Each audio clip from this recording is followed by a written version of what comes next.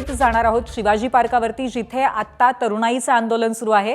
अर्थातच ज्युनियर ठाकरेंच्या प्रेरणेने आणि त्यांच्या नेतृत्वाखाली आज हे आंदोलन आयोजित करण्यात आलेले आहे। आपण थेट जाऊयात आपले प्रतिनिधी अजय माने यांच्याकडे। अजय, सध्या तिथे आंदोलनाच्या अनुषंगाने काय काय घडामोडी घडतायत?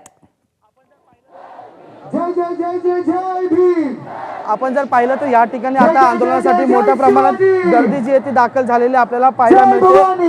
येथे छत्रपती शिवाजी महाराज यांच्या नावाचा जयघोष या ठिकाणी सुरू आहे आणि कुठलाही पक्षाचा झेंडा हातात नसताना फक्त भारताचा तिरंगा हातात घेऊन ही सगळी मंडळी आंदोलन करताना आपल्याला पाहायला मिळतात।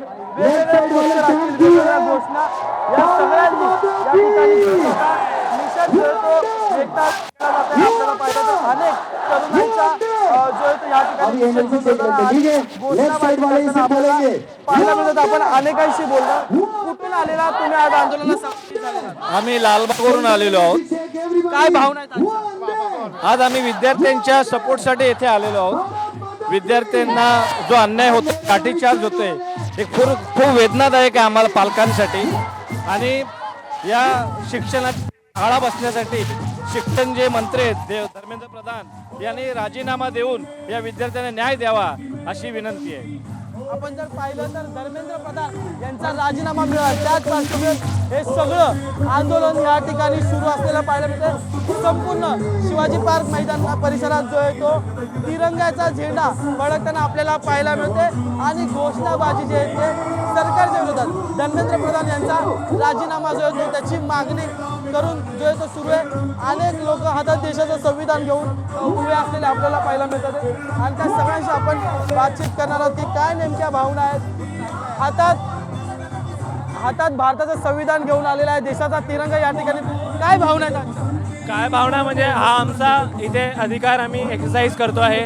इकडे राईट टू असेंब्ली आम्ही करतो आहे आणि संविधान म्हणजे हे मी घेऊन आलो आहे just to remember what is helping us to do this and everyone should remember this.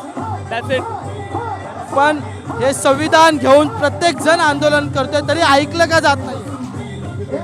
आता ते तुम्ही त्यांनाच विचारा। आता ते तुम्ही त्यांनाच विचारा जे विचारायचं आहे ते। आन्सर आला पाहिजे तर त्यांच्याकडून आला पाहिजे, आमच्याकडून नाही आला पाहिजे। आम्ही हे डिमांड करतोय उत्तर फक्त। आता तरी मोदीजींनी आता दिलं आहे उत्तर थोडं तरी, बघूया आता काय करूया। आय होप लवकरात लवकर ते ॲक्शन घेतील, लवकरात लवकर हे जे वॉन्ट आहे ते ॲड्रेस हो स्टुडंट्सची आणि तीच उमेद आहे गव्हर्नमेंटपासून मला। लवकरात लवकर हे तुम्ही फास्ट ट्रॅक करा, जस्टिस द्या, ज्यांचा लॉस झाला तर जस्टिस द्या। तिथे जंतर मंतरला माझ्या वयाचे खूप लोक आहेत, त्यांचा आपण सगळ्यांनी सपोर्ट केला पाहिजे आणि गव्हर्नमेंटने लवकरात लवकर तिथे अटेन्शन दिलं पाहिजे त्यांना। आपण जर पाहिलं तर अनेक लोक जंतर मंतरचं आंदोलन असेल किंवा इथली भूमिका असेल ती भूमिका मांडण्यासाठी या ठिकाणी दाखल झालेलं आपल्याला पाहायला मिळतात।